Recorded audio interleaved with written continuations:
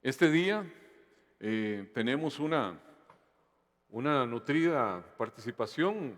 Hay como unas 200 tal vez personas que solicitaron el tener un espacio hoy. Algunos están por llegar, otros ya están acá. Eh, Estamos en vías de hacer ya el reinicio a lo que es escuela dominical también en el mes de abril.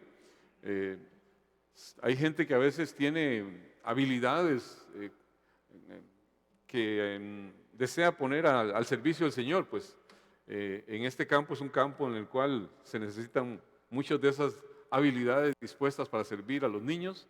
Se está reestructurando todo esto y va a ser algo que posiblemente en el mes de abril pues comience eh, como con esa consigna de GR Kids, eh, Generación Renuevo Niños, y la idea es pues que podamos tener toda una conexión entre lo que es los clubes que veníamos como clubes Oanza y Escuela Dominical. Se está reestructurando todo para que los niños sean bien atendidos con el propósito de que así sea.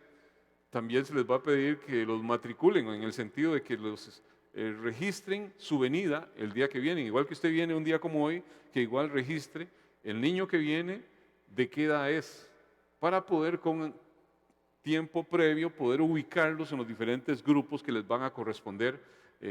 Eso se va a hacer a partir de abril, a partir del 4 de abril. Así que después se van a hacer llegar todas las fórmulas ahí en las que pueden meter la información, pero necesitamos eso para poder darle un control, un cuidado, una atención con todos los requerimientos que nos están pidiendo los protocolos y también para atenderlos en esta nueva forma en que queremos que sean atendidos. Es un tesoro que Dios nos ha dado y tenemos que cuidarlo desde pequeñitos. Bueno, tanto que nos ha nutrido esta palabra de el capítulo 4 de Juan, una enorme riqueza doctrinal, una enorme riqueza de instrucción, de guianza, de sabiduría de Dios. Hoy quiero tratar un tema sobre este mismo pasaje que lo vamos a llamar "Los campos están listos para la cosecha". Los campos están listos para la cosecha. Es un eslogan casi que evangelístico que hemos escuchado en las iglesias y demás. Pues justamente se suscita ese eslogan de este pasaje que es Juan capítulo 4 del 35 al 38.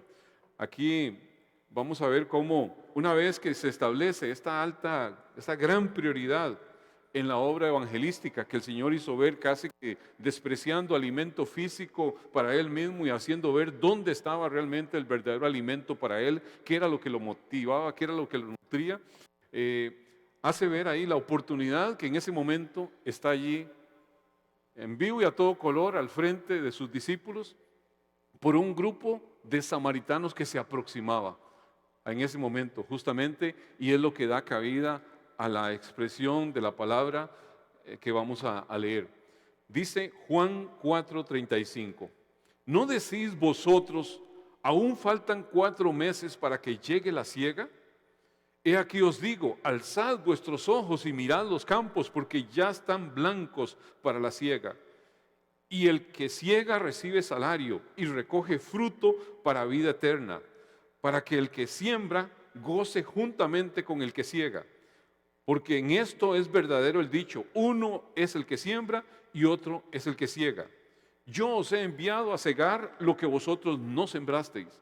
Otros labraron y vosotros habéis entrado en sus labores. Aquí nos hace ver un ejemplo de forma personal, el Señor Jesús, de una siembra que tanto él como los profetas que le antecedieron, la misma mujer que le escuchó todo lo que él acaba de transmitir y fue al pueblo a comunicar eso, produjeron, y sus discípulos en este momento pueden ver que esa siembra que ellos hicieron va a dar una cosecha en ese momento, en una forma muy rápida, sin que ellos hubieran hecho absolutamente nada. Entonces les grafica algo a ellos y a la iglesia de todos los tiempos, que tenemos que tenerlo muy claro.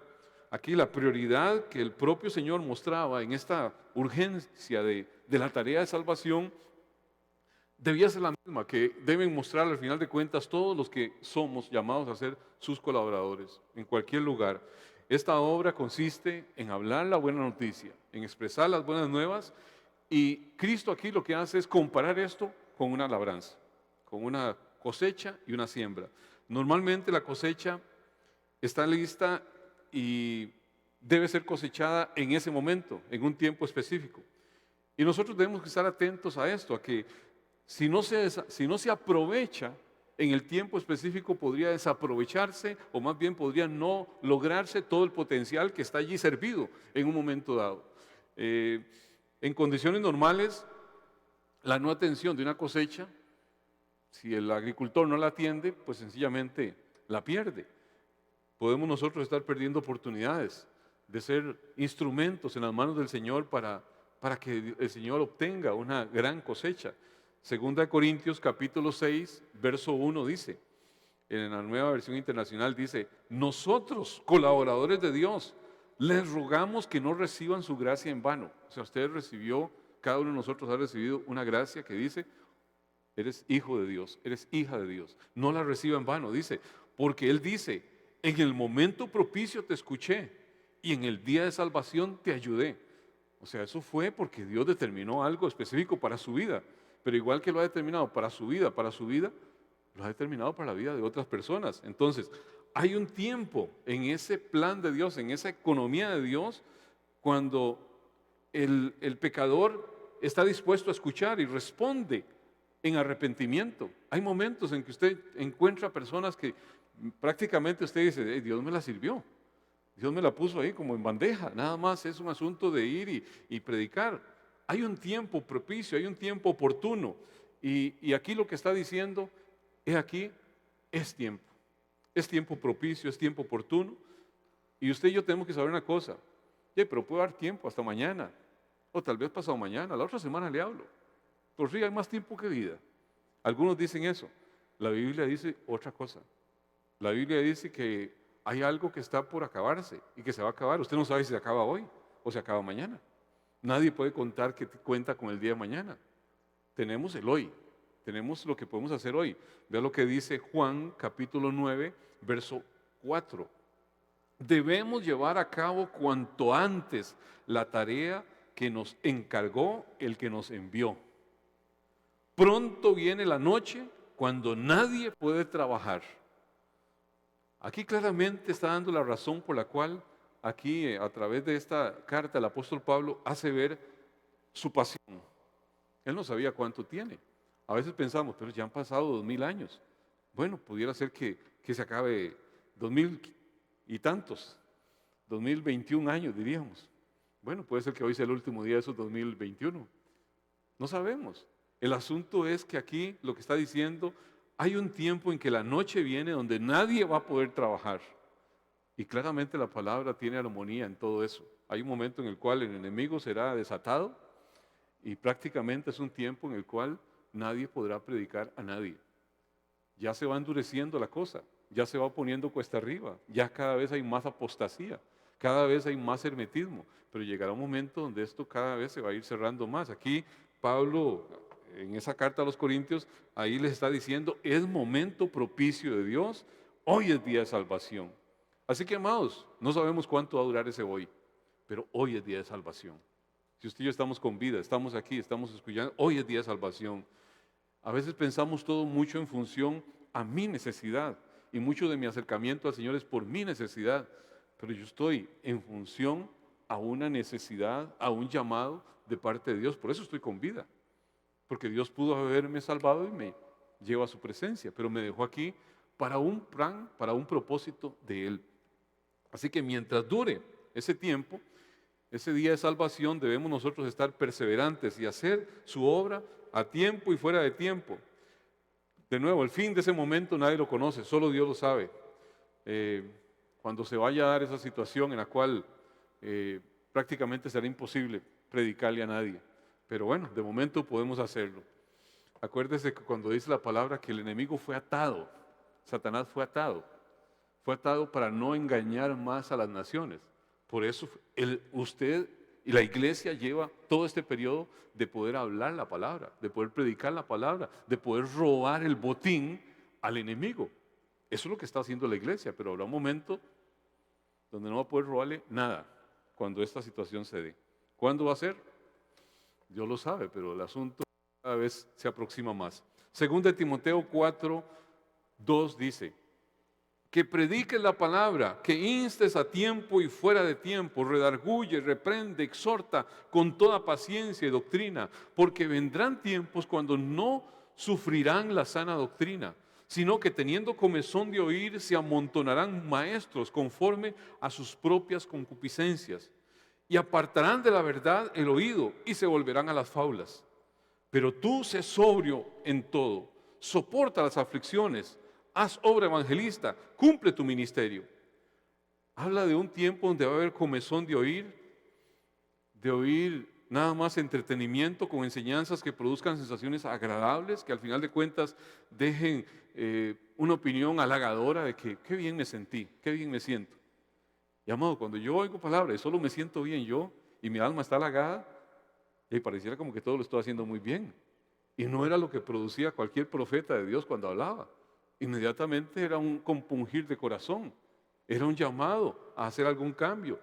La meta de quienes, al final de cuentas, predican para endulzar el oído, pues es alimentar la propia concupiscencia que está allí, el propio deseo de cosas que se desean escuchar.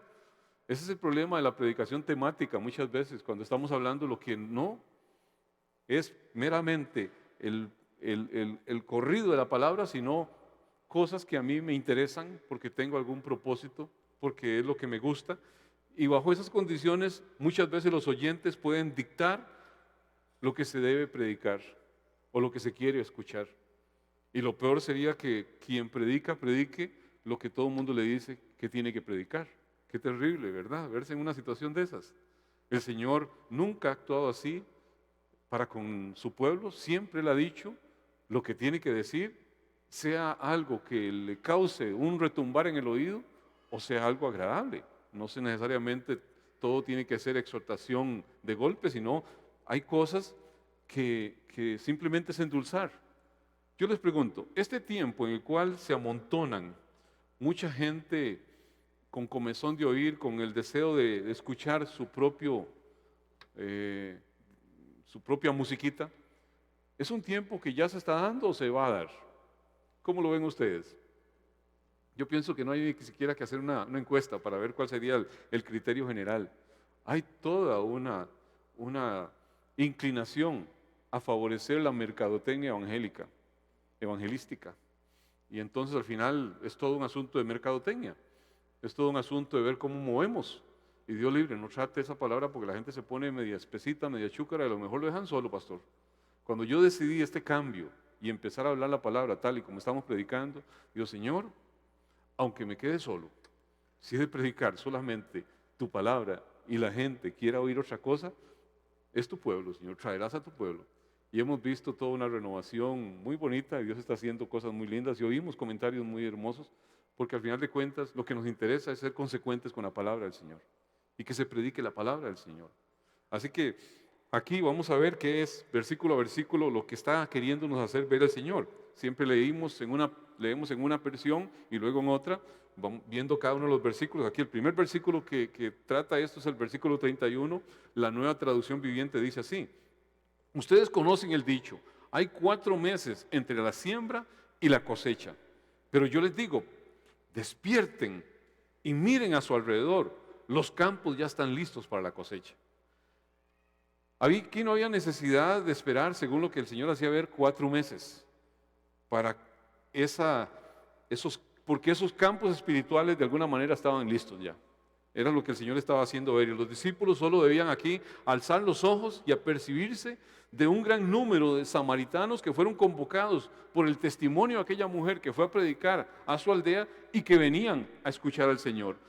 Algunos comentaristas dicen que 4 meses hacía ver que los cultivos todavía estaban verdes, no se veían los frutos que sobresalían normalmente, pero aquí había una escena en donde en esas planicies estaba verde eso, pero se veía la multitud donde venía y entonces que podía percibirse una serie de cabezas de color diferente que asemejaba cuando el fruto ya está listo. De alguna forma hace ver que eso posiblemente fue la analogía que el Señor usó en ese momento, el tiempo en que le dice que ya está listo para la cosecha. Porque el Señor al final de cuentas que conocía el corazón de las personas que venían y podía asegurar algo con absoluta confianza. Al final de cuentas Él le conoce, como dice la palabra en diferentes partes, pero por ejemplo, Hechos 1:24, después todos ellos oraron, Señor, oh Señor, tú conoces cada corazón, muéstranos a cuál de estos hombres has elegido. Dios conoce perfectamente nuestros corazones y sabe las inclinaciones, sabe cómo actúa el ser humano. Él sabía que había una cosecha que venía en ese momento. Esa cosecha de almas ya se podía empezar a recoger y era la alerta que el Señor le estaba dando aquí a sus discípulos. Si nosotros estamos con ojos avisores, no tanto centrados en nosotros mismos, nos vamos a dar cuenta cuando hay grupos, cuando hay personas, cuando pueden haber multitudes prestas, dispuestas a recibir el mensaje. El asunto es que nosotros estemos en esa sintonía para poder entender que ya el campo de ese trigo del Señor está listo para recibir la hoz la cortadora o lo que corresponda. Aquí claramente el Señor hace un llamado a que usted y yo nos apercibamos de esa tarea, de esa comisión en esta labranza del Señor. No solamente lo hace ver aquí en este pasaje de Juan, también en el libro de Mateo expresa de una forma similar esta comisión, este llamado que usted y yo tenemos. Mateo 9:37 dice, entonces dijo a sus discípulos, a la verdad la mies es mucha, mas los obreros pocos. Rogad pues al Señor de la mies que envíe obreros a su mies. Esta cosecha no solamente requiere nuestra activa participación, requiere que usted y yo roguemos, que tengamos una actitud de oración en todo momento. O sea, eso es algo que tenemos que estar claros. La cosecha se hace de muchas formas. Hay gente que se envía al campo, hay gente que envía a esa gente al campo, hay gente que sostiene de diferentes formas. Pero la idea es que toda la maquinaria del Señor funcione en pro de eso. Cuando las conciencias comienzan a ser de alguna forma convictas de pecado, cuando la persona empieza a sentir ese estímulo de la necesidad de un Dios, como lo estamos viviendo en este tiempo, como vemos tanta gente con una zozobra por todo lo que ha permitido Dios que se esté viviendo, podemos entender que hay mucha disposición a escuchar el mensaje. Y si usted y yo somos gente de Dios, tenemos que aprovechar esos momentos oportunos. Tenemos que aprovechar y ver que es necesario ir y ayudar en ese momento. Aquí vemos en el siguiente versículo, el versículo 36, que dice así, a los segadores se les paga un buen salario y los frutos que cosechan son personas que pasan a tener vida eterna. Hay un asunto que es el fruto del creyente. El fruto del creyente es ese fruto que emana, que dice, por sus frutos los conoceréis. Es ese carácter de Cristo en nuestras vidas, que lo da el Espíritu Santo en nosotros. Pero hay un fruto esperado del creyente, aquí claramente lo está diciendo, y dice, a esos, el fruto que cosechan son personas que pasan a tener vida eterna. Qué alegría les espera tanto al que siembra como al que cosecha. Así que Dios no nos exime de que usted y yo produzcamos ese fruto, aparte de un corazón rendido, entregado, doblegado al Señor. Gente que hace aquello para lo cual vino Cristo, personas que pasen a tener vida eterna. ¿Qué es lo que está diciendo? No personas que reciban una promesa de salvación, no personas que reciban una posibilidad de salvación, no, personas que pasen a tener vida eterna. Vida eterna es algo que es una condición genuina desde aquí. Y eso es algo que a veces no lo vemos o lo vemos muy pasajeramente. Lo que usted y yo obtenemos cuando creímos fue vida eterna, no perdón en ese momento. Si fuese perdón en ese momento y después, como dicen algunos, a pulsearla de aquí a que llegue al cielo, porque si no pierde la salvación, a usted no le dieron vida eterna, a usted simplemente le dieron perdón de pecados en ese momento. Le hubiera servido igual matar un cordero, una vaca, para que le perdonaran los pecados en ese momento. Pero el que murió no fue un cordero, una vaca, un animal. El que dio su vida por usted, ese sacerdote según el orden de Melquisedec, que tiene vida eterna, que eternamente dice, yo pagué el precio por la salvación de este. Así que usted y yo tenemos esa garantía maravillosa. Hay una indiscutible recompensa al recoger ese fruto de eternidad que Dios nos permite a usted y a mí ser partícipes de eso. Algunos dicen, si Dios al final haya elegido y todo, Dios nos da el privilegio de ser partícipes de la cosecha que Él ha dispuesto.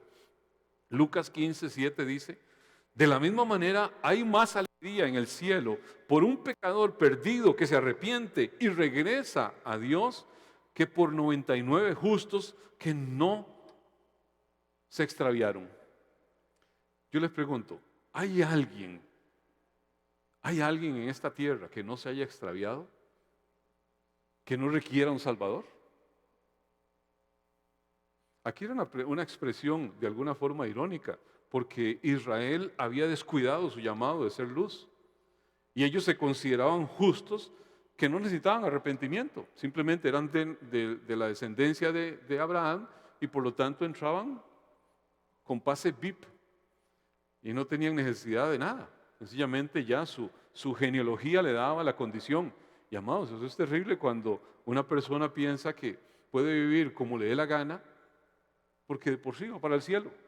Quien así vive no entiende a quién sirve, no entiende quién es Dios, no entiende que realmente Dios vino a dar su vida por el pecado que era lo que separaba nuestras vidas del Señor. Y por lo tanto, es la única justicia que yo puedo mostrar es la obra de Cristo a mi favor.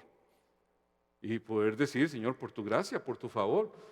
Quienes se consideran justos en su propia opinión, al final de cuentas no entienden que la palabra dice, ¿hay alguno justo? No hay ni siquiera uno. Todos se han desviado, aún se hicieron necios. Nada más es cuestión de leer Romanos ahí en el capítulo 3, verso 2 y se va a encontrar usted eso. Que no hay un solo justo. Así que quien considera que este pasaje va referido a que dejemos todas esas y nos vayamos, dejemos los que están en la iglesia, nos vayamos a buscar solamente aquella, no es eso lo que está refiriendo. Aquí es una expresión irónica de que hay gente que definitivamente se considera tan santa que ni vale la pena ir con ellos. Se consideran tan buenos que no vale la pena, pues no oyen. Vayan a aquellos que escuchan, aquellos que están perdidos, aquellos que entienden que están mal. Es el llamado que la palabra da. Aquí hace ver cómo usted y yo entendemos que en la agricultura el que siembra normalmente es el mismo que ciega. Pero este no es el caso en el reino de Dios. Aquí lo que está haciendo ver, otros sembraron esa semilla en el corazón de estos samaritanos. Aquí pudo haber sido la palabra de Moisés cuando hizo ver que iba a venir alguien que les iba a mostrar todo aquello que ellos debían saber. Pudo haber sido las predicaciones de Juan el Bautista. Pudieron haber sido también la misma predicación del Señor hacía unos momentos, o la mujer que les fue a hablar. Otra gente sembró, pero aquí los discípulos tendrían el privilegio de venir y tomar esa siega presente, eso que estaba allí sin haber sembrado nada, sin haber hecho nada. Ahora ellos podían alegrarse junto con todos los que participaron, junto con las profecías que allí mismo se estaban cumpliendo. ¿Cuántas veces a usted y a mí nos ha tocado llegar y predicarle a alguien que prácticamente lo que estaba esperando era confirmar alguna cosita en su corazón y decir, yo quiero entregar mi vida a Cristo, yo quiero rendir mi vida a Cristo? Yo le he pasado muy mal por andar desatendiendo el llamado del Señor. Y a veces es nada más usted predicar y está lista la persona a inclinarse al Señor, porque ya ha habido un proceso que Dios ha llevado adelante. Dice la palabra en Amós capítulo 9, verso 13, he aquí vienen días, dice el Señor, en que el que ara alcanzará al segador, y el pisador de las uvas al que lleve la simiente. Y los montes destilarán mosto, y todos los collados se derretirán. O sea, hace ver de esa fructificación que va a darse de una forma enorme en unas siembras y en unas cosechas que van a estar superpuestas. Y vemos a veces esos casos. Es nada más ver una persona de esos que recién entienden del Señor, que recién conocen del Señor, están todos animosos de poder predicar, de poder comentar, de poder hablar. Dios mío, que eso no se nos quite, que eso no se nos apague. Y de pronto vemos ese tipo de actitud donde se gana toda la familia en cosa de un momento. y quiere contarle a todo el mundo la gran novedad que está viviendo, la gran alegría que está experimentando. Ahí es donde vemos donde se va dando esta situación. Prácticamente él mismo habla y prácticamente ya ese le comenta a otro, el otro a otro, y de pronto se da una cuestión masiva. Es este acontecer maximizado de siembra y cosecha que se va a dar en estos tiempos. Aquellos profetas anunciaban lo que ahora usted y yo podemos experimentar. ¿Alguien lo ha vivido? Yo lo he vivido, yo lo he visto. Así que podemos decir, esto es algo que está para estos tiempos. Mientras permanezca este día de salvación, de nuevo, hoy es día de salvación. Si estamos con vida, estamos en el Señor, estamos aquí, hoy es día de salvación. Hoy podemos predicar la palabra. Mientras este día de salvación permanezca, habrá cosecha para recoger si usted y yo estamos dispuestos. Si usted está y yo estamos en una posición de decir, Señor, aquí estoy, úsame. Nuestro mayor ayudador en esto no es que yo sea muy habilidoso en el uso de la palabra y que pueda tener una posibilidad de hablar en una forma. Hay gente que dice, pastor, yo traje a esta persona, pero es que yo no sirvo para esto, predíquele usted, porque él yo creo que quiere recibir a Cristo. Y entonces a mí me causa, pues a veces gracia y hasta preocupación y hasta un poco de enojo cuando creyentes toman esa posición. Se consideran que no tienen con qué poder presentar el plan de salvación y poder hablarle a una persona de Cristo. Pero amados, nuestro principal ayudador en esto es el Espíritu Santo de Dios. Nuestro principal ayudador es aquel que da la convicción. Dice Juan capítulo 16, verso 8, y cuando venga el Espíritu, vino el Espíritu. Por supuesto, cada uno de los hijos de Dios tenemos el Espíritu Santo de Dios. Convencerá al mundo de pecado, de justicia y de juicio. Así que el propio Espíritu Santo no viene a condenar, viene a que usted y yo tengamos la convicción acerca de la necesidad de un Salvador. Y esa persona que de alguna forma presta oídos, Dios ha puesto algo en su corazón, Dios ha puesto una inclinación, y el que hace el primer toque es Dios. A usted y a mí, el Señor nos la sirve, téngalo por seguro. Nos da la oportunidad de participar en esta gracia maravillosa. ¿Y sabe qué es lo bueno?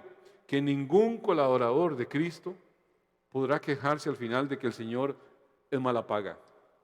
Nadie que sirve al Señor podrá quejarse y decir, es que Dios es mala paga. Todo lo contrario, Dios es buen pagador.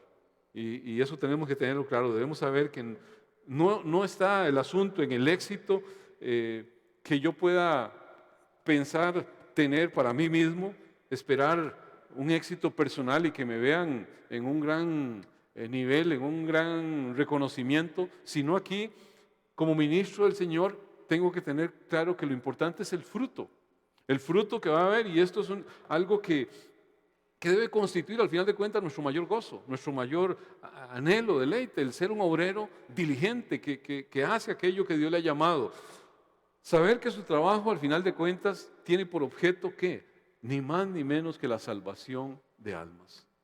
Ni más ni menos que lograr aquello que es un premio incalculable a un precio no dimensionable que se pagó por eso.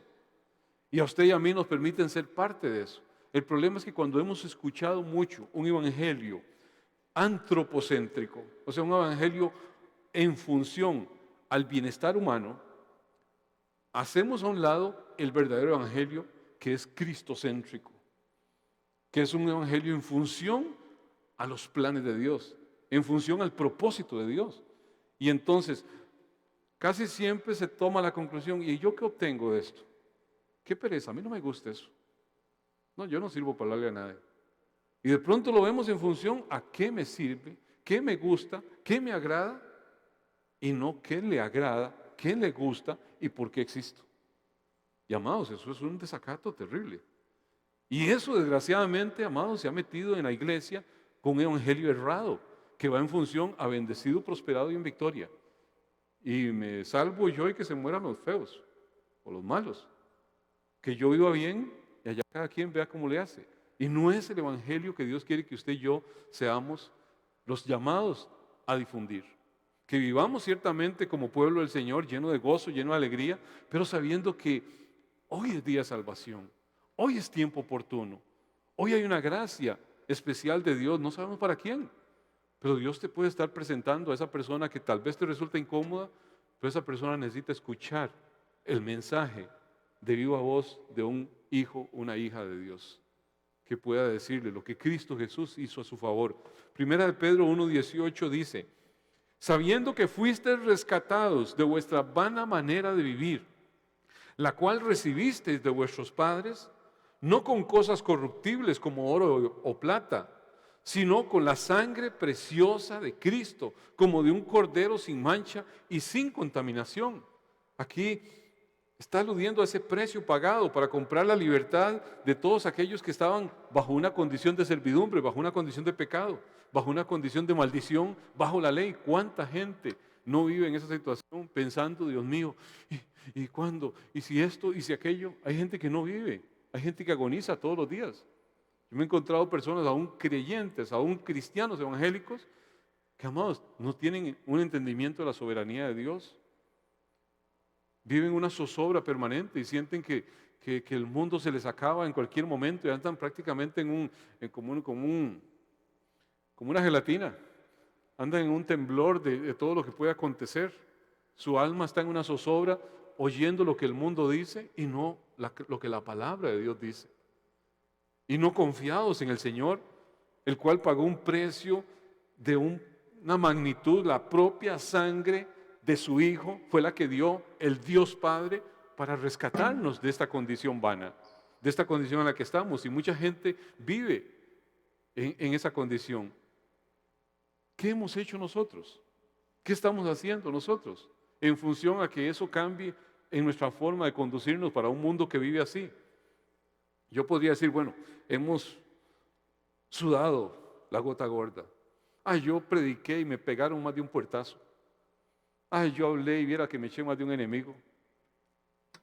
Pueden haber diferentes situaciones que usted haya vivido, experiencias buenas o experiencias malas, pero al final de cuentas, amados, el tiempo, la forma, los medios son de Dios. ¿Cómo va a ser Dios después de que esa persona, a usted le pegó un puertazo, de pronto usted se lo encuentra ahí con una necesidad y usted es la persona llamada a hablarle? A mí me ha pasado infinidad de veces. Gente que dijeron cosas mías. Y después Dios me tocó ser su pastor. Y ver situaciones así, de gente que habló feo. Y de pronto ve uno a Dios dándole vuelta a la tortilla. El tiempo, la forma, es de Dios si usted y yo mantenemos puro el corazón y conectados con el propósito por el cual estamos en esta vida. Al final de cuentas es el Señor el que levanta nuestra cabeza. Cuando uno está tratando de que no le bajen, amados, podría estar como aquel que quiso vengar a su siervo David, cuando aquel le decía, tú, hombre sanguinario, y un montón de cosas le gritaba cuando David iba prácticamente ahí, sacado de Jerusalén, después de que su hijo Absalón lo traiciona. Pero el rey David entendió y dijo, déjalo. Si maldice es porque Dios le ha dicho que maldiga, déjalo. Y a veces uno trata de sacar pecho y de defenderse en cosas que, amados, es mejor que Dios lo defienda, en muchas. Yo diría que en todas las condiciones que podamos vivir, si tenemos integridad de corazón y con un deseo de agradar a Dios siempre, Dios nos va a permitir eso. Aquí dice la palabra de seguido, en el verso 37 y 38, ya saben el dicho, uno siembra, otro cosecha. Y es cierto. Yo los envié a ustedes a cosechar donde no sembraron. Otros ya habían hecho el trabajo. Y ahora a ustedes les toca levantar la cosecha. Precisamente ahí en Samaria, el Señor acababa de encargar a sus discípulos a que cegaran aquello que ellos no trabajaron. Aquellos que ellos fueron a la ciudad, no le hablaron a nadie y regresaron sin haber sembrado nada. Fue lo que esa mujer hizo, fue el mensaje que él le dio a esa mujer, lo que viene a provocar. El Señor llevó a cabo ahí una obra de amor por esa mujer, sacó su tiempo. ¿Por qué? Porque su comida era hacer la voluntad del Padre que le envió. Porque su mayor inclinación era tomar ese momento. Y ahí él tomó ese tiempo y el Señor vino, le habló a esa mujer había estado trabajando ya con los samaritanos de su aldea, y Jesús aquí, pues indirectamente, hizo el trabajo con ella, por decirlo así, ella lo hizo directamente con los de su aldea, y los discípulos aquí estaban entrando en la labor de otros, en el trabajo que otros hicieron. Yo le pregunto, ¿cuántas personas existirán vinculadas a esa posible persona que Dios te puso de frente? Con una necesidad, con una dificultad, con un problema, con una angustia. Vea, ustedes que son, que están más cerca de Dios, ¿alguien le ha dicho eso alguna vez?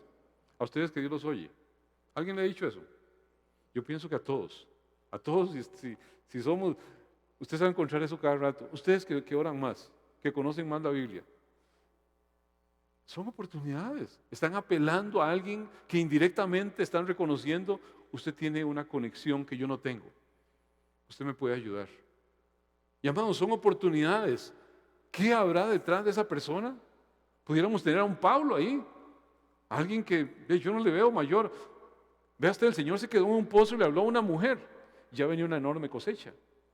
¿Cuánta gente puede estar vinculado a esa persona, única persona que usted sacó el tiempo de invertir parte de lo que Dios ha puesto en su corazón para comunicárselo en lo que la obra de Cristo hizo por él o por ella?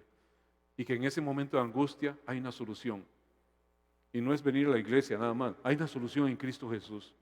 Hay una razón por la cual todo sucede. Hay un Dios que dio su vida en una cruz para justificar a todo aquel que se había perdido. El problema, amados, el problema del ser humano es que hoy está metido, en esta generación, muy metido en temas de psicología. Y vemos todo en función a un ataque externo. Usted es bueno y hay todo un ataque externo que lo ha afectado y lo ha maleado. ¿Y qué pasa? Pobrecito yo. En ti la persona está a merced de eso, ver cómo no le afecta eso. El Señor tiene un enfoque diferente. Dice, hay maldad en su corazón. Y entonces todo lo que se produce es producto de la maldad que hay en el corazón del hombre. Los que están a su alrededor y el suyo propio. Mientras yo no me dé cuenta que soy una persona con maldad en mi corazón, no me arrepiento de nada. Y entonces muchas de las cosas que trato de solucionar vía endulzar el alma, no se arreglan nunca porque el problema es interno, el problema es del corazón. Y mientras no ataque el problema del corazón, amados, por más pinceladas psicológicas que le den, no se cura. Porque lo que cura realmente es el Dios que sana el corazón y que restaura la vida y que realmente cambia a la persona. Si la persona no cambia, miren, usted lo puede poner entre algodones, con perfumito ahí, con musiquita todo el día, que siempre va a seguir siendo el mismo ser indeseable. ¿Estamos claros en eso? Es Dios el único que cambia los corazones. ¿Cuántas personas Dios nos pone ahí? Solo Dios sabe. Pablo aquí, el Señor aquí lo que está haciendo ver es la necesidad de que yo no desatienda la posibilidad de esa persona. Dios puede usar a una sola persona que usted y yo le hablemos para hacer una enorme cosecha, para ganar a muchos más. No sabemos, son solamente Dios el que tiene sus planes. Muchos de los profetas predicaron y no vieron ningún fruto mientras vivían en este mundo. Muchos de ellos hablaron y no hubo absolutamente nada. La palabra da fe de ello. Dice Hebreos capítulo 11, verso 13, la Nueva Traducción Viviente dice así: todas estas personas murieron aún creyendo lo que Dios les había prometido. Y aunque no recibieron lo prometido, lo vieron desde lejos y lo aceptaron con gusto. Coincidieron en que eran extranjeros y nómadas aquí en este mundo. Mi tiempo es corto. El tiempo de Dios, Él sabrá cómo. Señor, tú lo vas a hacer. Yo hago lo que me toca hacer aquí, el resto es tuyo. Y qué hermoso es poder no verlo en esa dimensión. A veces pensamos que si algo se limita a nuestro tiempo, ya Dios fracasó, ya Dios no hizo. Amados, Dios cambia situaciones a lo largo de los años. Y eso es algo que usted y yo tenemos que entenderlo cuando entendemos que vivimos para un propósito cristocéntrico, no antropocéntrico. Cuando yo lo vivo antropocéntricamente, hablando, digo, fue un fracaso. Eso diría el profeta Jeremías, un fracaso. Nadie se le convirtió, pero cumplió a cabalidad aquello para lo cual fue designado. Y usted y yo podemos andar en esa condición. Mucho de lo actuado por ministros personajes del Antiguo Testamento, estaba destinado ¿qué? A servir y apoyar a los que hoy estamos en el nuevo pacto, a los que hoy estamos en esto. Es lo que dice Pedro con esa visión que Dios le permite tener por su Espíritu. Primera de Pedro 1:10. Los profetas que profetizaron de la gracia destinada a vosotros inquirieron diligentemente, indagaron acerca de esta salvación, escudriñando qué persona y qué tiempo indicaba el Espíritu de Cristo que estaba en ellos, el cual anunciaba de antemano los sufrimientos de Cristo y las glorias que vendrían tras ellos. A esto se les reveló que no para sí mismos, sino para nosotros, administraban las cosas que ahora os son anunciadas, por los que os han predicado el Evangelio por el Espíritu Santo enviado del cielo. Cosas en las cuales anhelan mirar los ángeles. O sea, Pedro puede tener esa visión del plan macro de Dios y quedar maravillado. Esos profetas del antiguo pacto, ellos los estudiaban o estudiaban ahí sus propios escritos y querían saber acerca de esa salvación prometida por Dios. Creyeron, Dios va a salvar a Israel, Dios va a salvar nuestras vidas. Ellos creyeron, Jesucristo no había llegado, Jesucristo no había ido a la cruz. ¿Cuál era el evangelio que se predicaba? El que vendría. ¿Qué evangelio le estaba predicando el Señor a esta samaritana? Todavía no había ido a la cruz. Usted y yo predicamos aquel que fue a la cruz. Pero ¿qué evangelio estaba predicando? El Mesías viene. Y su confianza estaba en la venida de ese Mesías. Estos profetas vieron de lejos. Ese pueblo vio de lejos, creyó y fue salvo. ¿Cómo fueron salvos? Por gracia, igual que usted y que yo, cualquiera de nosotros. ¿Por qué fue salvo Abraham? Porque creyó y le fue contado por justicia. ¿Por qué fueron salvos todos desde Abraham hasta que se cumplió todo en la persona de Jesucristo? Porque creyeron la promesa dada a Abraham. Ese es el evangelio a lo largo de todos los tiempos. El evangelio que fue dicho allá desde el Génesis 3:15, cuando se habló de aquel que iba a venir a aplastar la cabeza de la serpiente. Entonces, tenemos que tener esa claridad. Mediante ese sacrificio que Cristo Jesús vino, proveyó completamente esa gracia para todos los que hoy estamos. Ellos no pudieron entenderlo por completo, pero confiaron en aquel que les había designado. Si no fuera por esa semilla sembrada por esos profetas, esa samaritana en ningún momento hubiese dicho, sé que va a venir el Mesías, porque ella dijo, yo sé que va a venir el Mesías, y que le quedó brincando al Señor y dice, yo soy el que habla contigo. ¿Por qué ella dijo eso? Ya había algo sembrado por los profetas desde los tiempos de Moisés. Ya estaba sembrado en su corazón, ella tenía una expectativa. Ellos sembraron con lágrimas hasta que posiblemente pudieron decir, en vano he hecho todo esto. Mira, predicar a esa persona es en vano. Nunca predicar será en vano. No podemos desestimar el alcance de la palabra de Dios. Las nuestra satisfacción momentánea podrá quedar ahí en entredicha, pero no podemos dimensionar qué puede hacer Dios con eso. Los apóstoles, con su vivencia clara, ellos podían verlo con más lucidez.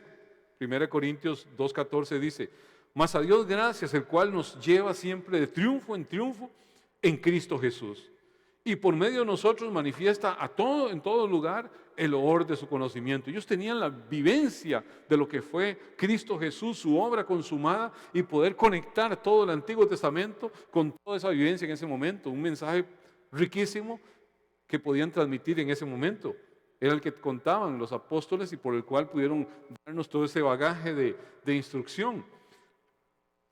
Las labores que hoy nosotros recogemos, mucho de ese fruto que podemos tener es por los que les sobrevivimos a ellos, por el legado que ellos nos han dejado. Hoy la iglesia está fundamentada doctrinalmente sobre esto y es lo que a veces nos confundimos. Yo le digo un pasaje que es muy confuso y muy mal usado muchas veces, Efesios 2:20. Efesios 2:20 dice, edificados sobre el fundamento de los apóstoles y profetas, siendo la principal piedra del ángulo Cristo mismo. ¿Ve? La iglesia tiene que tener apóstoles y profetas, si no, no puede. Eso no es lo que dice ahí. Lo que está diciendo es que los apóstoles y los profetas establecieron el fundamento. Y sobre ese fundamento, con Cristo Jesús como piedra angular, es que la iglesia se desarrolla.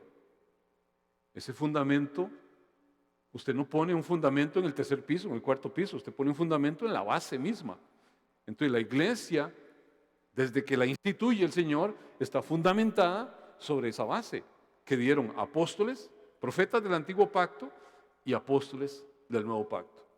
Después de toda esa instrucción doctrinal, no hay más revelación. Toda la revelación está dada. Por eso el canon de la palabra está cerrado. Por eso la palabra nadie le puede sumar ni nadie le puede restar, porque ahí está toda la instrucción que es útil para redarguir, para corregir, para que el hombre de Dios sea enteramente formado, perfecto, para toda buena obra. Entonces, es algo que está ahí, ya se estableció, y sobre eso crece la iglesia.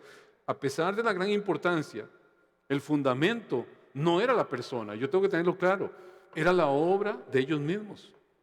A través de la enseñanza, por la revelación que ellos obtuvieron, por autoridad que les vino de lo alto, y esa palabra quedó ahí materializada. Y es de la que usted y yo hoy nos tomamos. Y la iglesia del nuevo pacto pues se toma esa palabra y ahora nos sirve como fundamento doctrinal para nosotros crecer de una forma sana, de una forma al final de cuentas firme. Cuando yo me hago a un lado y pienso que hoy hay esas figuras que vienen con nueva doctrina, amado, me expongo a barbaries. Todos hemos visto en algún momento, yo lo he visto, así a uno de estos decir, ¿ustedes qué quieren oír? ¿Lo que Dios dijo y tira? ¿O lo que Dios quiere decir? Y todo el mundo aplaudiendo. ¡Habla, habla! Yo diría, cállese, imbécil. No puede ser que hagamos a un lado la palabra del Señor y pretendamos decir que mi palabra tiene más peso que la palabra del Señor. Eso es un ultraje a la palabra, eso es una ofensa a Dios. Es una blasfemia ahí mismo. Y vemos a una multitud aplaudiendo eso, como si fuera lo más loable. ¿Por qué? Porque son movidos por simplemente la concupiscencia que quieren escuchar, no por la doctrina. Cuando alguien actúa así, es momento de pararse e irse. Tenemos que apegarnos a lo que la palabra del Señor dice. Segunda de Pedro, capítulo 3, verso 2 dice, para que tengáis memoria de las palabras que antes han sido dichas por los santos profetas y el mandamiento del Señor el Salvador dado por vuestros apóstoles. Ahí está Pedro otra vez remachando. Usted tiene que tener una clara memoria en eso. Las palabras que fueron dichas por los profetas y lo que es la instrucción dada por los apóstoles.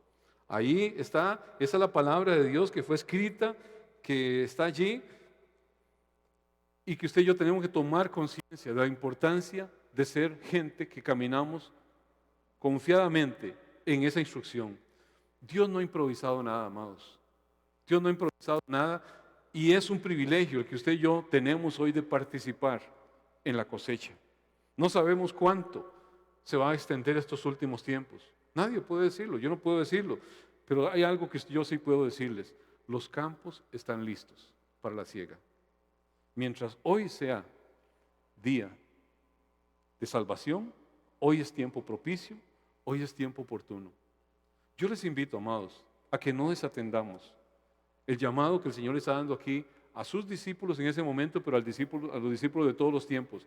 Esa tarea encomendada no es para una élite, es para que todos en forma conjunta participemos de eso, en la forma en que Dios nos ponga a bien participar, porque los campos están listos para esa siega.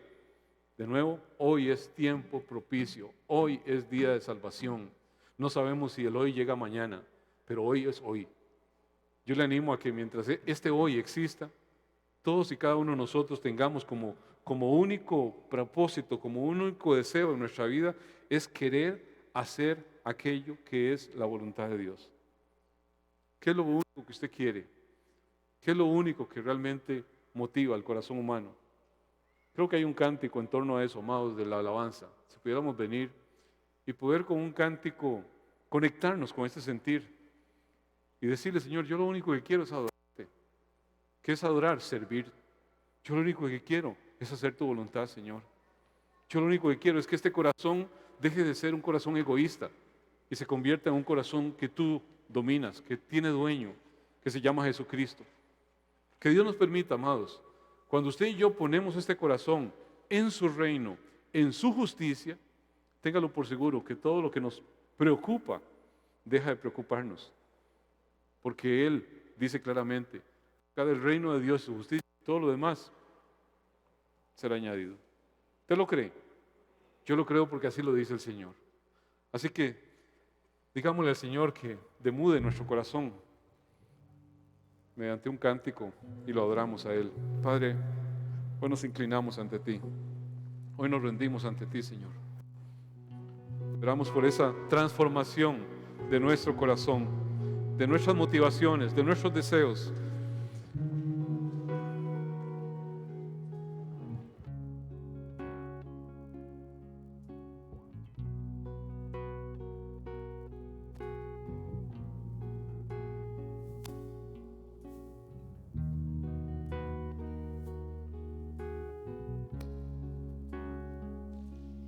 Anhelo conocerte más, vivir en santidad, en intimidad. Contigo siempre quiero estar, tu gloria contemplar por la eternidad.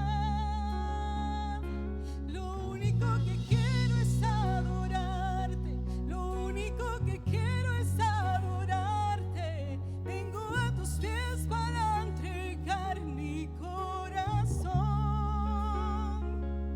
Lo único que quiero es agradarte, lo único que quiero es agradarte. Por siempre cantaré de tu amor, amor que me rescató, que me limpió, que me da vida eterna. Tu sangre abrió el camino, nunca se cerrará. Tengo libertad.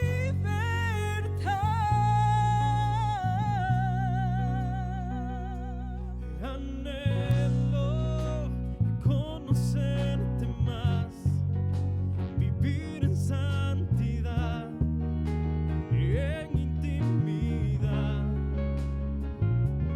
Contigo siempre quiero estar, tu gloria contemplar por la eternidad.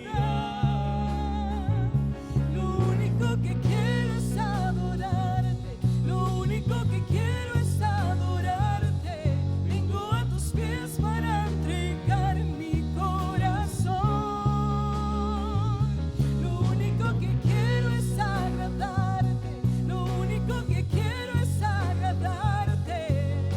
Por siempre cantaré de tu amor, amor que me rescató, que me limpió, que me da vida eterna. Tu sangre abrió el camino, nunca se cerrará. Tengo libertad.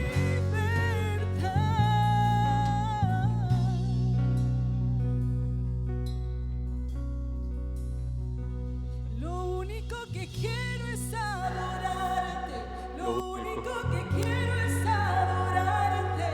Vengo a tus pies para entregar mi corazón. Lo único que quiero es agradarte, lo único que quiero es Señor. agradarte. Por siempre cantaré de tu amor. Lo único que quiero es adorarte, lo único que quiero es adorarte. Vengo a tus pies para entregar mi corazón. Lo único que quiero es agradarte.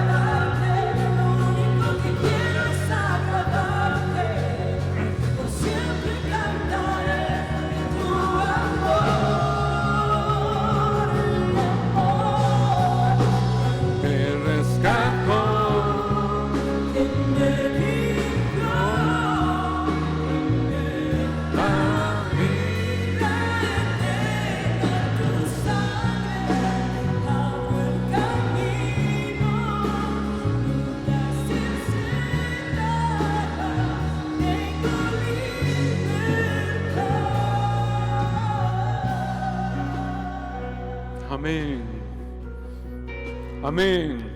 Hoy tenemos la libertad, Señor, de agradarte a través de ese llamado que nos has dado, Señor, de adorarte haciendo tu voluntad, Señor. Hoy nos inclinamos ante ti, Señor, una vez más, diciéndote, Señor, nuestra vida es tuya, nuestro corazón es tuyo, Señor.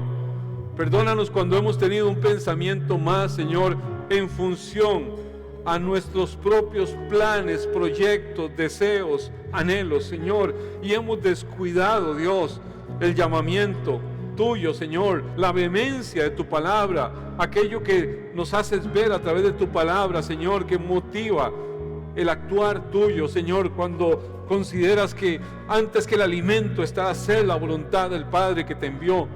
Queremos ser ese pueblo, Señor, que se convierte realmente en colaboradores eficientes de ese llamamiento. Inclinamos una vez más nuestro corazón y te decimos, Señor Jesús, toma tú el gobierno pleno de nuestra vida. Permítenos, Dios, esas citas divinas para poder estar ahí apercibidos, Señor, de esa cosecha, de esa amplia cosecha, Señor, que tú has dicho, Señor, que está allí, está dispuesta, que los campos están listos para la siega. Gracias, bendito Dios, por hacernos partícipes de esta siega, de esta cosecha que tú has preparado. Si alguien doblega su corazón a ti y te reconoce como el suficiente y único Señor, toda la gloria, toda la honra, todo el honor y toda la alabanza sea solamente para el Dios que merece exaltación, el que dio su vida en la cruz, el que rescató a un pueblo de iniquidad y de maldad. Lo único que queremos, Señor, es alabarte y adorarte todos y cada uno de los días de nuestra vida. Amén. Amén. Amén.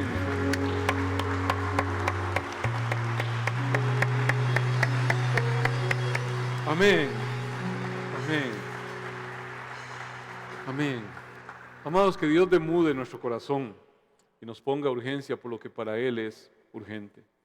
A veces nos ocupamos de cosas que no son realmente la razón por la cual usted y yo estamos en Cristo Jesús. Y tenemos que hacer un reenfoque. Yo pienso que todo esto que hemos vivido este año nos da un estate quieto, un ubicatex, y nos permite enfocar que lo que para el hombre es importante, en un día deja de ser. Todo lo que más pueda valorar el hombre, en un día desaparece. Pero lo que Dios ha dicho en su palabra, por siempre permanece. Y tenemos que adherirnos a eso, tenemos que tomarnos a eso. Quiero, antes de que nos retiremos, decirles que, gracias muchachos, excelente, muy buena selección de cánticos. Todos los que deseen participar en el Ministerio de Niños que se está reestructurando, de hecho, esto requiere el servicio de mucha gente. A veces decimos, ¿en qué puedo? Bueno, si podemos evangelizar, si podemos instruir, si podemos formar a esos pequeñines, Dios mío, ya estamos haciendo parte de esa labor, porque fue eso a lo que nos llamó el Señor, a ser discípulos. Entonces, el Ministerio de Niños con Yorlene, levanta tu mano, ya está como servidora hoy. Yorlene ha estado en Obanza y ahora está también pues llevando adelante lo del Ministerio de Niños junto con Ana Lucía y junto con